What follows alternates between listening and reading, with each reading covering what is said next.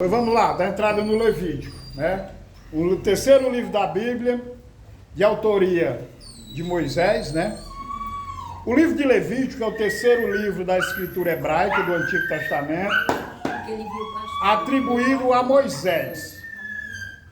Em Levítico 1:1 mostra que tanto a Torá toda como ele foi atribuída a Moisés. O texto se refere à palavra do Senhor que foi proferida a Moisés no tabernáculo da Assembleia. Então, atribuído que Deus revela a Moisés a sua vontade. E isso forma a base de todo o livro das Escrituras. Os sacerdotes e os levitas preservaram o seu conteúdo. Então, aqui no Levítico, nós vamos ver todo o trabalho sacerdotal. Como funciona o sacerdócio, como, todo o conteúdo está direcionado mais aos levitas.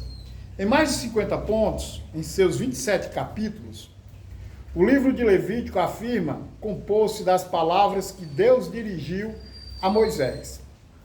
O Novo Testamento igualmente introduz uma citação tirada do livro quando Jesus foi interrogado pelos fariseus. Jesus vai dizer, aprenda o Antigo Testamento, porque lá de mim já falava Moisés, certo? As Escrituras descrevem o livro do Levítico como obra que foi transmitida a Israel logo depois que os israelitas foram adotados como povo com quem Deus fez uma aliança. Então Deus, no meio de toda a nação do mundo, ele escolhe um povo, faz uma aliança, e depois da aliança formada com esse povo, Deus começa um trabalho com esse povo, de libertação, de cuidado, de ensinamento, de como Deus queria que esse povo caminhasse e servisse a Ele, tá certo? Na presença de Deus. Foram lhe dadas a lei moral básica do Decálogo. Que lei é essa? Decálogo é o quê? Os 10 mandamentos. Decálogo, os 10 mandamentos.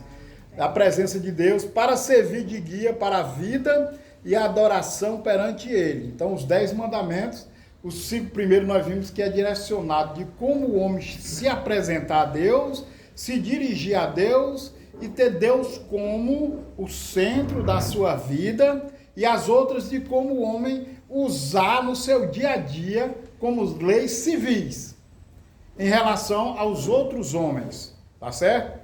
Sua legislação e acontecimentos relatados cobrem algumas poucas semanas vividas pelo povo, desde a construção do tabernáculo de Moisés até a partida de Israel do Monte Sinai, menos de 2 meses mais tarde. Olha, depois da construção do tabernáculo, Deus dá as leis, ensina, fala para Moisés do Levítico, e 2 meses depois esse povo já parte do deserto. Tudo que nós aprendemos e estudamos até ali foi quando o povo saiu do Egito até o Sinai. Dali eles saem caminhada para a terra prometida. Qual é a data atribuída a esse livro? Os sábios, eles datam a data do Levítico da época das atividades de Moisés, dando mais antigamente do século XV a.C., e a última alternativa, do século XII a.C. Século XV e século XII a.C., olha aí. Até a época de Esdras, durante o retorno.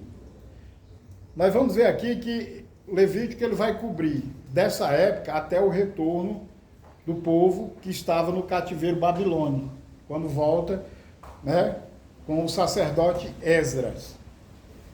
É a primeira leva.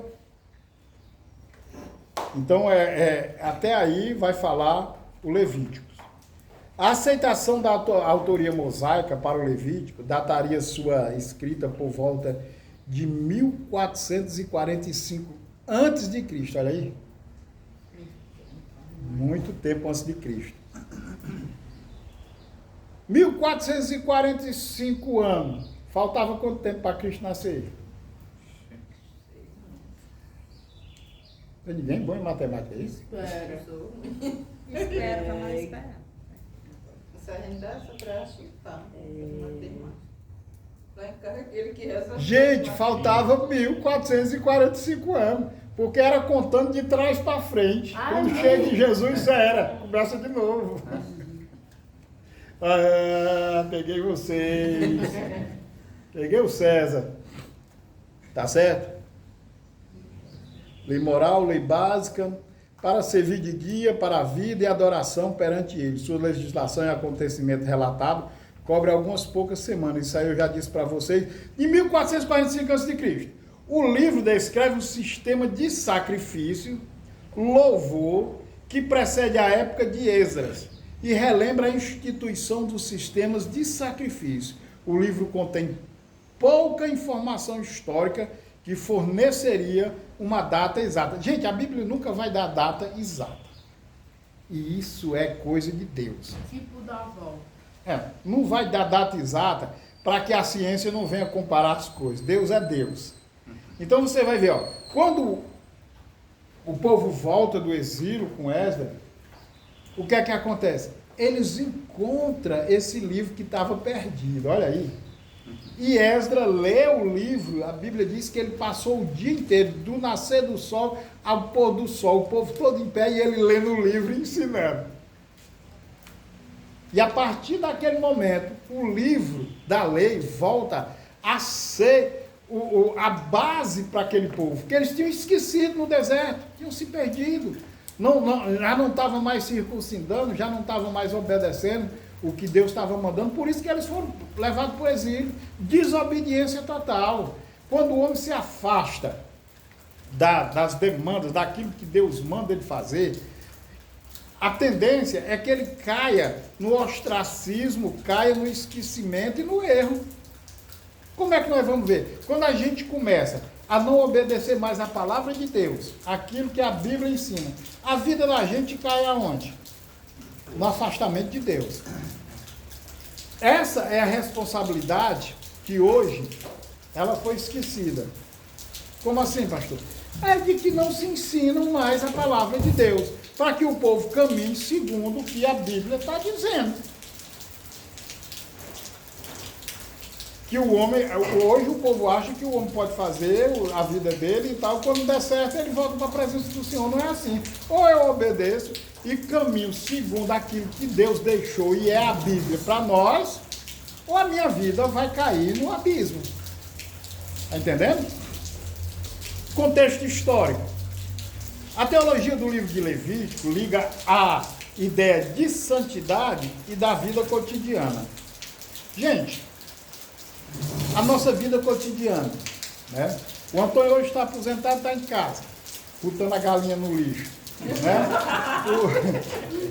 Eu estou aposentado, mas ainda vou para o meu bico acolá. A irmã Helena aposentada, ou classe de aposentado, né? A irmã Helena está aposentada.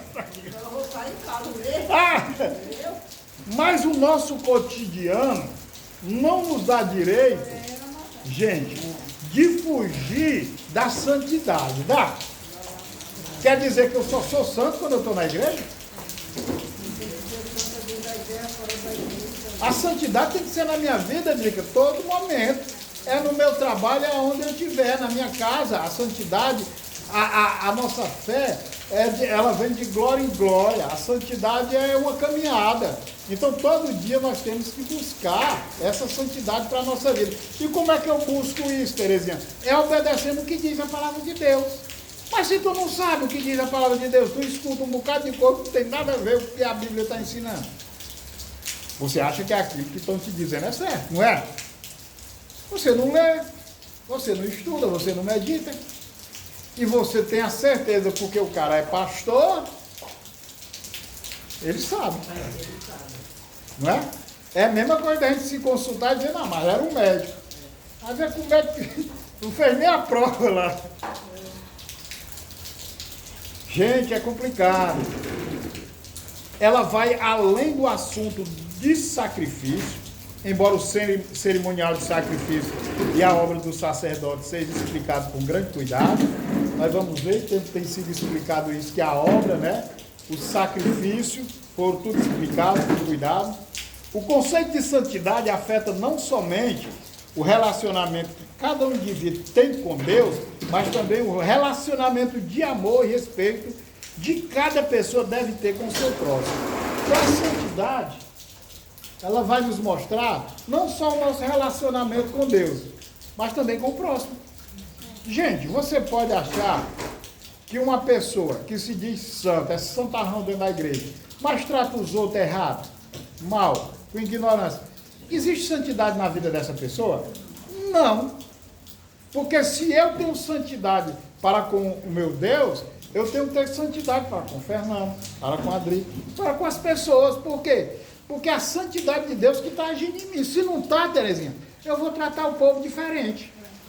Isso é a pior coisa que existe na vida do crente, é você olhar para a pessoa, toda santa e é umas ignorâncias. Fica chato. Na igreja é santo demais, em casa dá grito no marido que o pobre murcha as orelhas. Ai do marido se botar o frango no mato. Tiramos o César do meio, só vai sobrar para tu agora,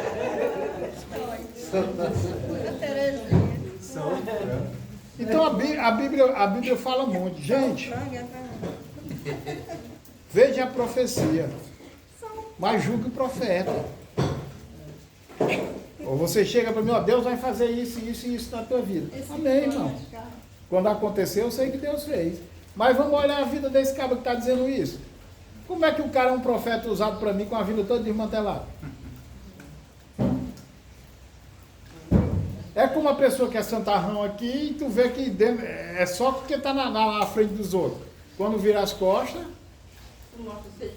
de outro jeito. O código de santidade permeia a obra porque cada indivíduo deve ser puro, pois Deus é puro e porque a pureza de cada indivíduo é a base da santidade e de toda a comunidade do concerto. Então, gente, essa pureza que vai falar aqui não é aquela pureza que você tem que ser aquele santão que a negada mostra, porque na igreja católica mostra o cara com aquela rodinha na cabeça, não. A santidade aqui é que você é separado para Deus. Então, uma pessoa que é separada para Deus, ela não pode ter a atitude de qualquer pessoa do mundo. Pode? Então, a gente tem que parar para pensar isso. Não, eu sou um cristão. Eu fui chamado para servir um Deus que é um Deus de amor, um Deus de justiça, um Deus que pode todas as coisas. Aí eu me acho no direito de agredir uma pessoa que também é um escolhido de Deus. Como é que pode? Como é que pode? Nós estamos todo mundo aqui, aí eu trato o Antônio bem porque ele é da minha panelinha, aí eu trato a Luzia mal, porque a Luzia não está ali comigo todo dia. Está errado. A santidade, ela tem que ser de igual para todos. O cuidado que eu tenho com o Antônio que senta ali do meu lado, que anda comigo todo dia, eu tenho que ter com a Luzia, que não fala muito comigo. E isso, muitas vezes, chateia as pessoas, né? Ah, porque a pessoa chega, só fala com fulano, o outro não fala com fulano, o outro não diz nada. Gente, isso incomoda tanto, que vocês não sabem como foi difícil para mim, ver uma pessoa que está para lá e para cá na minha frente sem falar mais comigo.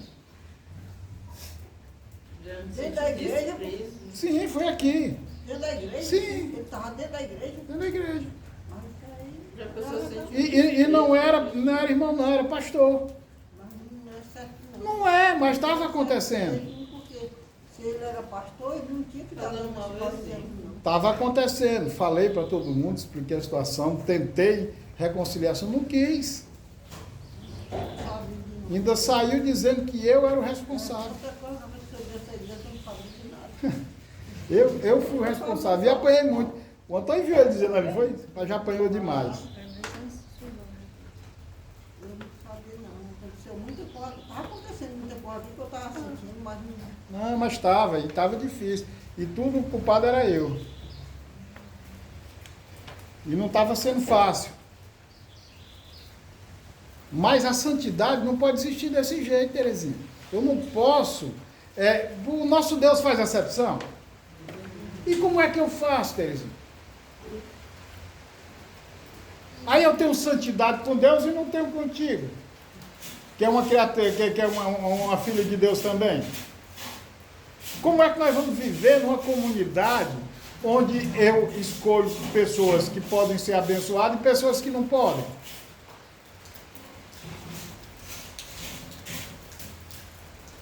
Santidade de toda a comunidade, de todo o concerto, tem que ser uma só, para cada pessoa a mesma coisa. Isso é o ensinamento de Cristo, quando ele diz, portanto, tudo o que vos quereis que os homens vos façam, fazei também a vós, porque esta é a lei e os profetas. Está vendo aí? Santidade é isso. Se eu quero ser bem tratado, eu trato bem. Se eu quero ser reconhecido, eu reconheço as pessoas. Se eu quero ser amado, eu amo as pessoas.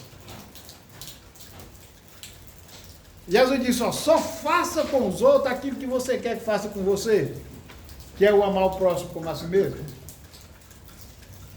Se eu gosto de que as pessoas me cumprimentem, falam comigo, eu vou lá e cumprimento e falo. Às vezes você não tem vontade de falar com aquela pessoa. Mas essa vontade não vem de graça. Essa pessoa já te machucou de alguma forma. Então, é o que eu lhe digo, eu não tenho raiva, mas também... Mas aí, existe uma coisa. Que não está no seu coração a raiva de fazer mal a ela de nada. Então o problema é problema de convivência. Se a pessoa não quer conviver com você, é a escolha dela. Está entendendo? Eu que quero. Pois é. Eu queria me afastar. Eu queria me afastar porque ele me magoou muito, sabe? É meu próprio irmão. Eu estava aqui, essa pastor cedo, essa pastor estava aí. O perdão é isso, gente. O perdão é eu não querer vingança nem raiva de ninguém. Mas eu não sou obrigado a andar você para cima e para baixo, não, Lê. Tá entendendo? Não sou obrigado. Também que ela não confia mais. Eu só ia ficar também que ela me contar quando chegava lá da piada, que tinha de piada, eu ficava olhando assim pra cara dele. Então, a pessoa a gente ficava só ali em casa. Eu passava com ela, só que aquela coisa, ele vinha. E era aquela... Ele vinha, a casa dele era aquela coisa que era ponta na cara dele. Uma vez eu tava... Aí você vê, né, César? Você vê aqui dentro era uma coisa totalmente diferente, né? Na frente das pessoas.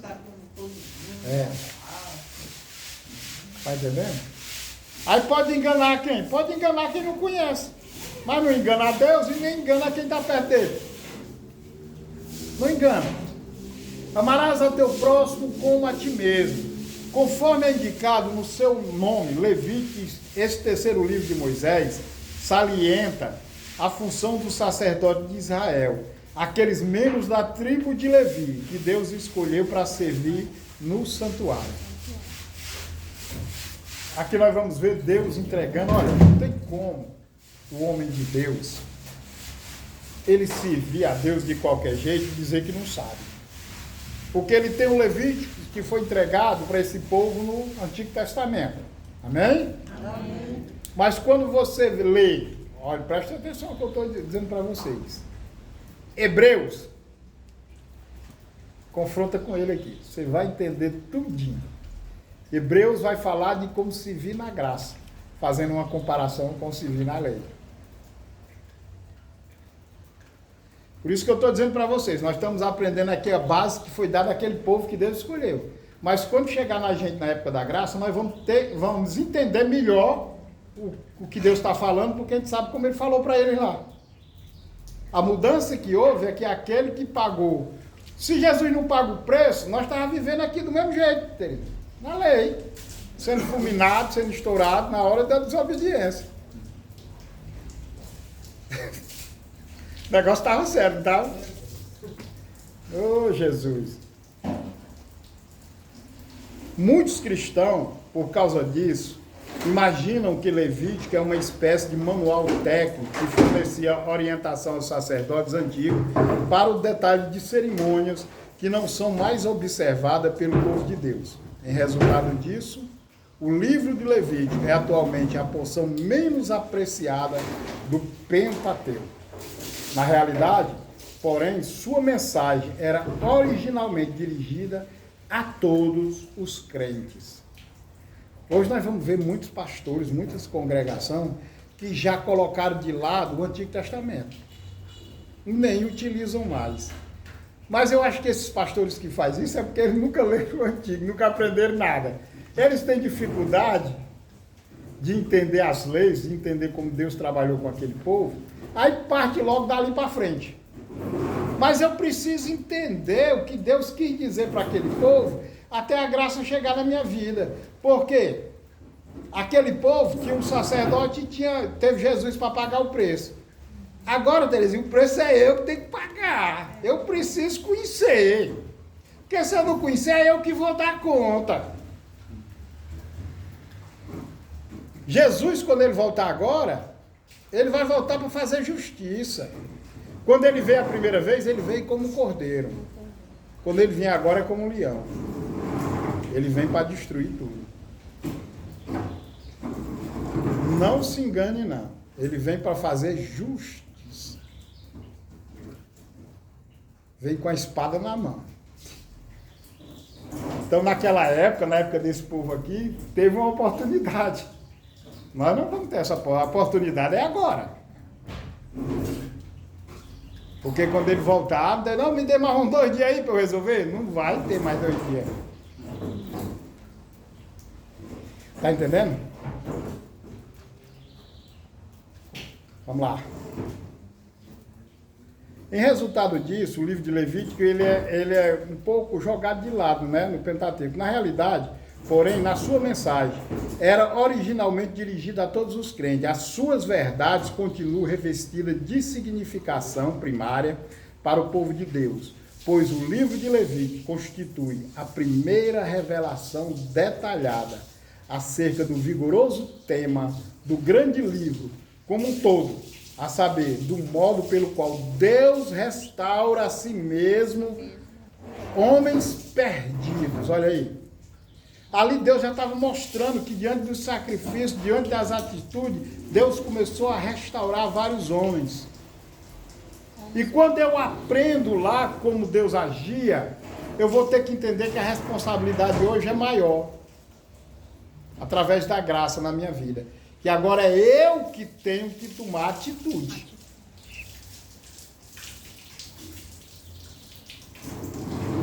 Tinha um livro e as pessoas seguiam o livro.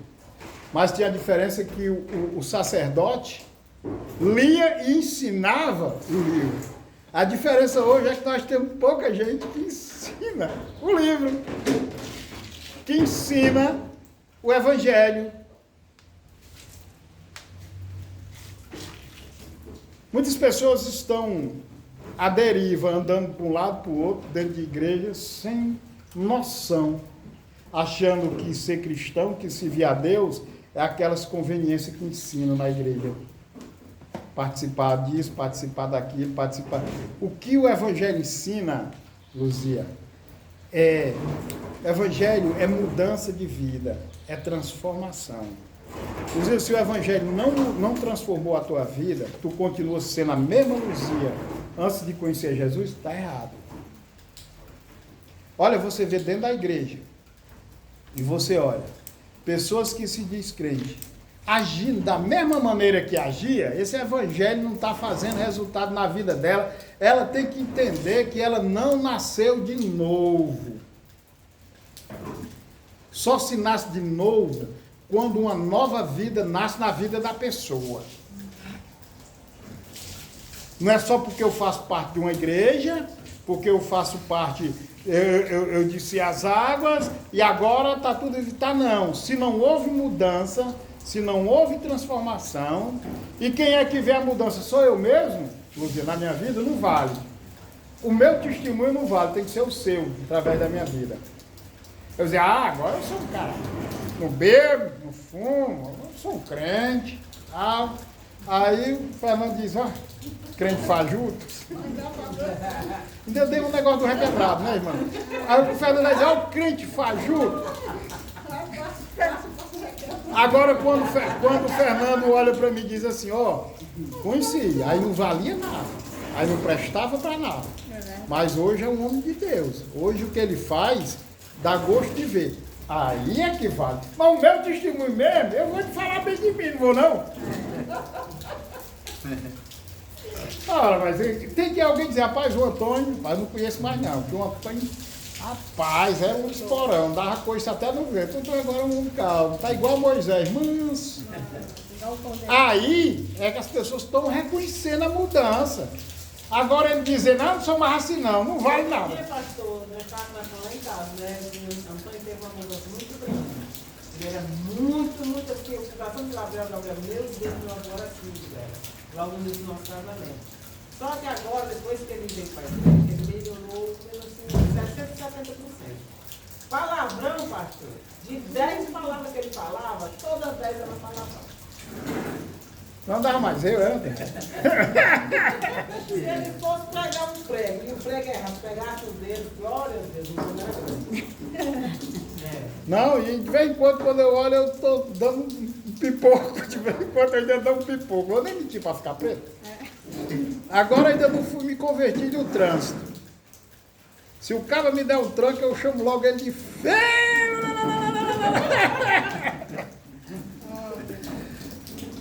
Nós somos humanos, mas vamos pedir para Deus trabalhar isso na nossa vida todos os dias. Porque, gente, cada um tem a natureza diferente do outro.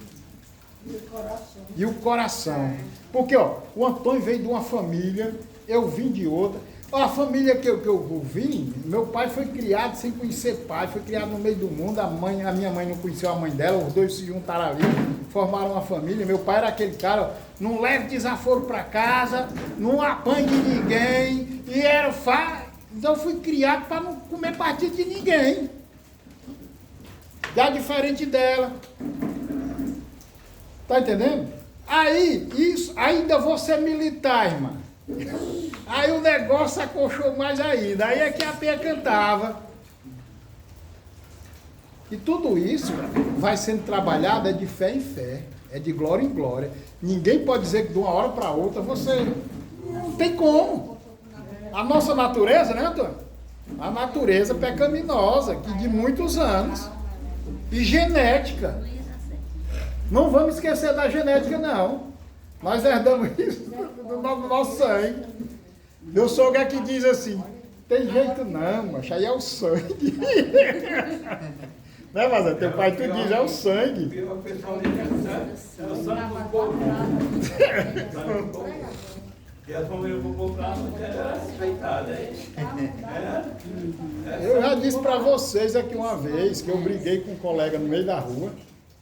Meu pai estava trabalhando fora, ele era do Denox, trabalhava fora.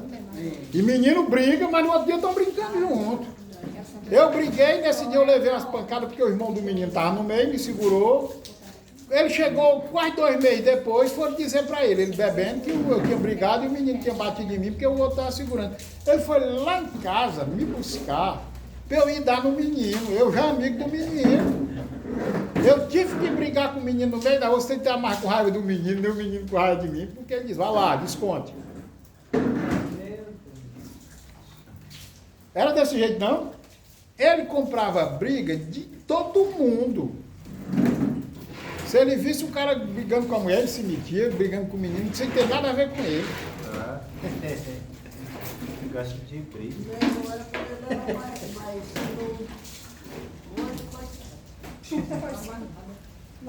O tempo passa para todo mundo. Então, gente, olha, mas é quando a gente vê como a Terezinha dá glória a Deus todo dia, porque pouco tempo de conversão do Antônio, ela já viu uma mudança de 60 a 70. É muita porcentagem para quem era austero, grosseiro, né? Eu digo isso porque também era o meu jeito. Melhorei, mas ainda tem muita coisa para melhorar, velho. Até Jesus voltar, ainda tem muita água para passar debaixo da ponte. Às vezes ele está discutindo uma raquete, você pode dizer, o pastor o quê? Viu? Que crente fajuto é tu, porque eu às vezes, brincando, tá dizendo que eu vou almoçar, então se você pegar o idiota, Fernando, deve ficar dentro da igreja, viu? Aí, Fernando, aí, ó. Segurou ali. Aí ele vai dizer assim, mas eu tô brincando, sim, mas às vezes, Fernando, a brincadeira é mais. Me respeite. Ah, é. Vamos lá. Tanto a atividade redentora de Deus como a resposta da apropriação que se espera da parte do homem são sumariados no versículo-chave. Olha o versículo. Ser-me-eis santo, porque eu, Senhor, sou santo, e separai-vos dos povos para serem maus. Então, Deus diz o quê? Sede santo, porque eu sou santo. E separe do povo que faz com que você seja mau. Está dizendo o quê? Olha, não se misture com essas pessoas que vão te tirar da presença de Deus. Vão te chamar para fazer a coisa errada. Vão te chamar para cometer coisas maléficas. Já você só vai fazer se você quiser. Mas a primeira coisa que você tem é evitar de ir. Porque se você não se afastar, quando estiver na panelinha, deixa de ser abestado, mas deixa de ser mole, deixa de ser aquilo, principalmente se for um adolescente. Meu amigo, tu não é homem não, tu não tem coragem, aí todo adolescente pega corda. Passando lá em casa, você vai pedir, né? Eu dizia, vários calças no colégio, só sai de lá para não saber entrar, e tu deixa dentro que você vai para a sala de aula. Pra que eu vou fazer? Aí ele disse, não, mamãe, eu não vou. Certo, eu tem pé de ouro. César, o problema é que não é você. Tem aquele se chateia com tanto cuidado. É os amigos. César, olha, você acontece algo com você, como a gente estava conversando ali, você fica sem ter a resposta. Aí chega um amiguinho que sabe, vai, não, vamos aqui, eu vou te... Tu sabe como era que antigamente os pais faziam? Quando o rapaz estava ficando rapazinho, de 12 para 13 anos, ou até antes, pegava, levava o filho com um prostíbulo, com um cabaré, pagava a mulher e leva ele lá para dentro ali. Eu me lembro. Era desse jeito. Dois histórias que o papai contava, que o colega dele fazia isso. O pessoal disse assim, você pega um jogo, leva um Joãozinho, vão dar pra... Você é louco, é meu filho, vou fazer isso com esses campos. Pois a maioria dos pais faziam isso. Aí eu disse que tinha um colega dele que levou para aprender, o menino perder a virgindade. Era desse jeito. Então ali já podia o quê? Causar um trauma na mente do menino. E como eu falei para vocês, eu conheci um, que eu já vi falar de muitos, que nunca mais ele conseguiu se relacionar com a jovem, com a moça. Era só com mulher de cabaré. Por quê? Porque ele iniciou com esse tipo de mulher. E ele não conseguia se relacionar com uma pessoa normal. A mente. Então nós fomos ensinados antigamente de uma maneira muito grosseira. Mas hoje também é mais perigoso que se aprende de uma maneira muito aberta. Aí é que está o problema. Essa maneira aberta vai dizer que você pode tudo. Aí é que é o problema. Não é só que eu estudo, eu não tenho pessoas que falam dar palestra para fazer certas coisas, mas quando eu estudo, é tudo liberal lá dentro. É porque eu sou do oitavo A, né? O oitavo A é em frente do portão de entrada. E os pais só podem entrar só até lá. Aí tem uns cangongó, né? Aí a mãe fica olhando eu lá. Eu não gosto de ser pastorado, não. Qual a tua idade, Celso? Qual a tua idade? 13. Tá fazendo a oitava série, né? Na minha época, eu fiz a oitava série com 14. Eu já era considerado acima da média. Hoje não, né? O menino começa a estudar mais cedo. Porque na minha época, o menino ia para aula, estudar a primeira vez, tinha que ter 7 anos de idade, né? Hoje, com 7 anos, o menino já estudou a vida toda. Esse menino já chegou com vontade de querer que eu não vá deixar ele na porta da escola, não manda os colegas. Não. Você fica mesmo. Fica. Tu gostava quando tua mãe ia te deixar, Luzinho? Bebezão. Porque tem aquela chacota besta. Tem com ele também. Bebezão. Bebezão. Chama ela de bebezão. Aí a turma começa a caçoar. Bebezão da mamãe. Deixando o menino no colégio. Bebezão. Ó, aí começa, aí o cara tá doido pra namorar, né? Diz aí, namorar com esse, a mãe tá vindo, deixa ele ainda no colégio. Aí começa. Aí em casa as meninas ficam assim, quando ela fala bem baixinho, escuta, ela vai, ó, minha sogra aí, carreta assim. Aí encabula o menino, né? Aí eu falo assim, que negócio de sogra é esse? Eu não quero ir embora tão cedo. Tinha uma sujeita lá que era doida pra namorar comigo, ela já mocinha e eu, moleque, eu pra namorar foi uma dificuldade. Até depois eu pensei que eu ia jogar pedra com a mão esquerda. Eu era mole demais, eu era mole. Aí uma vez ela estava lá em casa, vinha esperar o transporte, estava lá em casa, e ela não me viu. Aí tinha umas fotos na parede, e tinha só tinha eu bebezinho, nu na cama. Aí eu estava em pé dela, ela disse, olha aqui a pitinha dela, quando a mulher me viu. Rapaz, se encabulou do jeito que ela não foi mais pegar ônibus lá em casa, e eu achei que foi bom. Passaram-se os anos, né? Ela casou, um bocado de filho, eu fui comandar uma eleição lá no ICOP. Estou lá no quartel e tal. Aí passei lá na casa dela, conheci o marido dela, eu conheci que foi jovem da minha época também. Aí fui falar com ele, já fazia mais de 20 anos que a gente não se encontrava e tal. Mas tu acredita que essa mulher de vez em quando tá indo lá no quartel? Uma vez ela chegou, oi, boa noite, o meu bigodão tá aí. Era sem maldade, mas os negados começaram a tirar onda comigo, rapaz. Mas faz vergonha, gente. Faz. Mas vamos devagar, vamos entrar pra cá, né?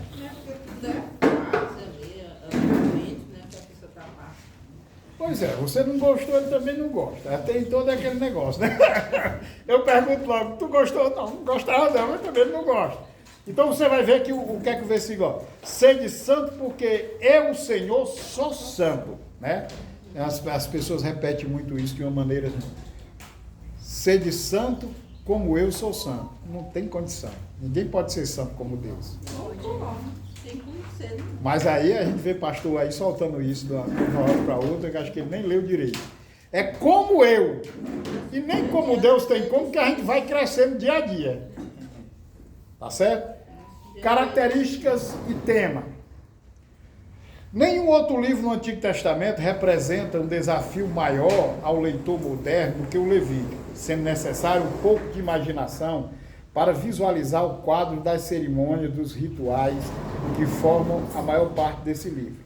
Contudo, é importante procurar compreender os rituais do Levítico por duas razões. Vamos lá ver as razões. Primeiro, porque os rituais conservam a expressão e ensinam as ideias e valores mais caros à sociedade.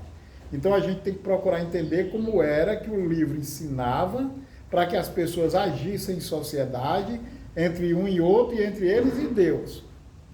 Ali já era um ensinamento básico para quando a gente chegar na nossa época da graça, também não se desviar, porque hoje a gente tá na graça, pode fazer qualquer coisa. Aí é que não pode. Como eu disse para vocês, hoje quem tem que dar conta de si mesmo é você. Aqui estava ensinando porque o Messias ainda vinha pagar o preço, mas ele já pagou. Então agora é entre você e ele. Mas aí eu sei, pelo Levítico, o que é que Deus mandava o povo fazer para ser santo. Eu não sei, eu não estou aprendendo aqui. Então isso não vai tirar de mim a essência de eu viver desse jeito. Mesmo sabendo que eu posso fazer o que eu quiser. Mas nem tudo convém que eu faça como crente. Eu posso sentar no bar e tomar 2 cervejas? Posso. Convém para mim como crente? Eu posso ir para uma festa? Posso. Mas convém comigo? Porque eu posso fazer qualquer coisa. Eu posso pegar e ir. Mas se eu estiver lá, convém para mim? Cristo pode estar comigo ali? Então isso aqui foi ensinado lá na base, que você vai ter que levar para a sua vida. Ontem a gente estava naquele questionamento, se a gente, para onde era que a gente ia, e um colega lá na oficina me convidou para ir para o encontro de um grupo de motociclistas no Henrique Jorge. Aí eu disse, como é lá? Porque geralmente tem uns encontros bons. Ele disse, não, lá é a sede deles, aí lá tem um barzinho, a turma se reúne, aí faz um churrasco e tal, vão jogar sinuca, conversar. Eu digo, não, então não dá para nós. Não dá para nós, que vamos conversar o que lá? Aí estamos se preparando para o encontro de motociclista, que isso vai dar para nós. Que é 2 grupos de motociclistas evangélicos que vão fazer um encontro lá na tenda, na Igreja Batista, que vai ser culto, louvor. Aí dá para nós. Todos os motociclistas vão, mas eles já vão saber o que é que vai acontecer. Está entendendo? Isso não quer dizer que eu não pudesse ir. Podia, mas convém que eu estivesse ali. Então são essas coisas que é ensinado lá, que faz parte da nossa santidade. É estar onde você pergunta, Jesus pode entrar comigo aqui? Se eu vou entrar, é necessário que ele entre comigo. Mas se ele não pode entrar, o que é que eu vou fazer lá sozinho? Vocês estão entendendo como é que funciona? Analisando a cerimônia descrita em Levítico, podemos descobrir o que era mais importante aos israelitas do Antigo Testamento. Em segundo lugar, a mesma ideia aqui presente são fundamentais para os escritos do Novo Testamento. Em especial, conceitos de pecado, de sacrifício, expiação, encontrados em Levítico, são usados no Novo Testamento para interpretar a morte de Cristo. Olha, os conceitos que nós vamos ver nos Levíticos, em relação ao pecado, em relação ao sacrifício e expiação, tudo vai mostrar como seria cumprido em quem? Em Cristo. Cordeiro pascal, pecado, por conta de qual pecado ele estava morrendo, que era do nosso, porque nós não poderíamos ser usados como vítima, porque não carregado de pecado. Como era que eu ia pagar pecado de ninguém? Carregado de erro. Então, tudo isso que nós vamos ver no Levítico vai nos ensinar a interpretar a morte do Cristo. Por que é que ele morreu? Baseado em que o que é que ele vê, essa morte trouxe em relação à nossa vida. Por isso que havia muitas dúvidas no pessoal do Antigo Testamento, que eles estavam esperando um Messias, mas um Messias diferente. Messias que viesse lutar, destruir o Império Romano, tudo. Mas só que esse Messias veio para trazer uma salvação, mas da alma, do espírito, e não do corpo. Porque o importante para Deus é a nossa salvação espiritual, né? O corpo de nada vale, é só um casulo, é só uma casa de morada. Na hora que partir, partiu. Agora, interessante é saber como é que o espírito volta para Deus lá, né? Aí é que está o problema. Marca aí onde foi que nós paramos, que eu vou contar aqui uma história para encerrar. Cristo. Foi, a página e marca aí o canto. Olha, eu vi essa semana uma história, o pastor, o pai dele, quando ele era jovem, o pai dele era um obreiro na igreja, um presbítero muito dado na obra, um cara trabalhador na obra, e ele cresceu na igreja. E de repente o pai dele se afastou dos caminhos do Senhor. Esse aqui é para marcar aí? É Cristo. Se afastou dos caminhos do Senhor e não quis mais voltar, Terezinha. E ele cresceu na igreja, se tornou pastor e pelejou muito. O pastor e o pai dele dizia: não volto mais. Não volto mais, endureceu o coração, não volto mais. E o pai dele adoeceu e o pai dele morreu.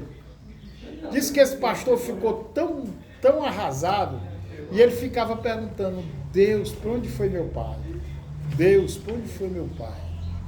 Aquele questionamento, e ele já não dirigindo mais a igreja, vem se questionando isso direto.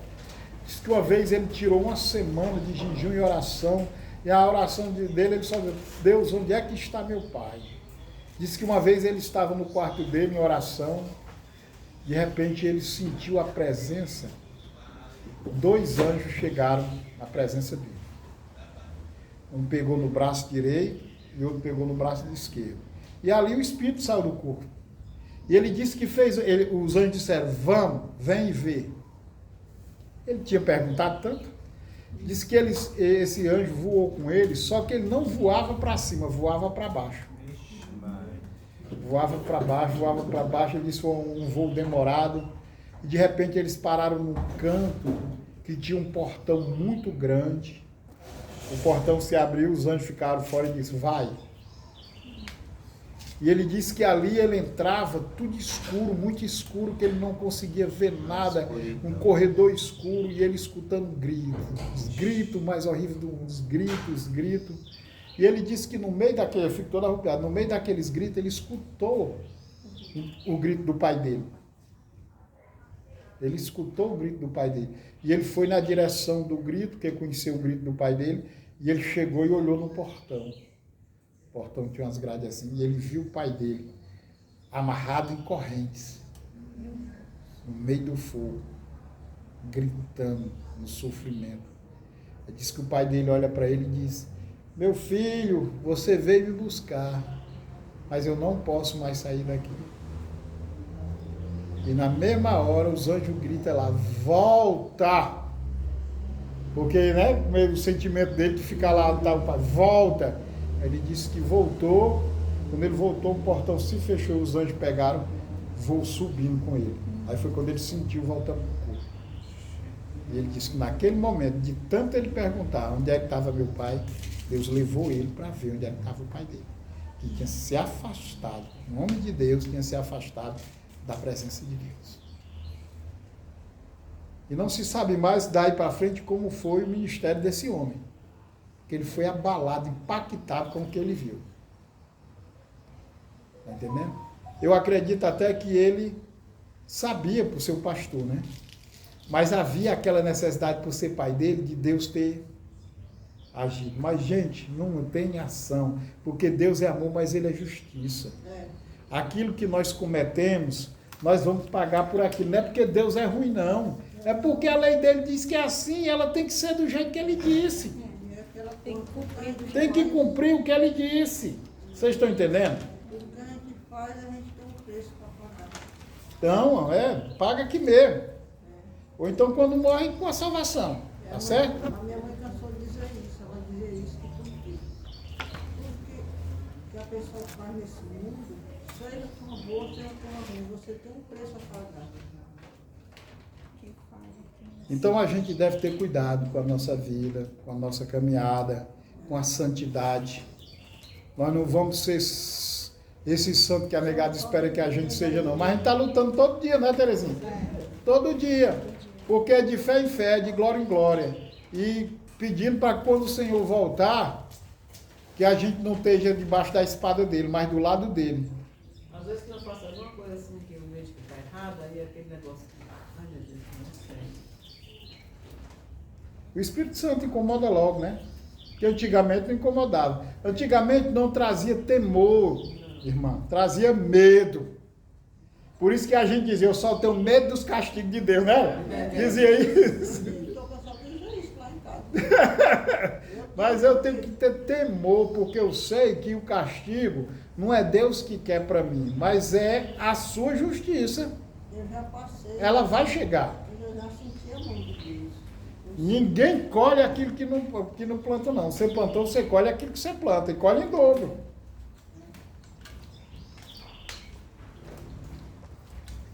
Amém? Amém. Alguma pergunta? Pode perguntar. Até agora, Aproveite. Tá certo? Esqueceram? Não, eu queria saber quem foi Esdras que A Esdra. fiquei curiosa para saber. Esdra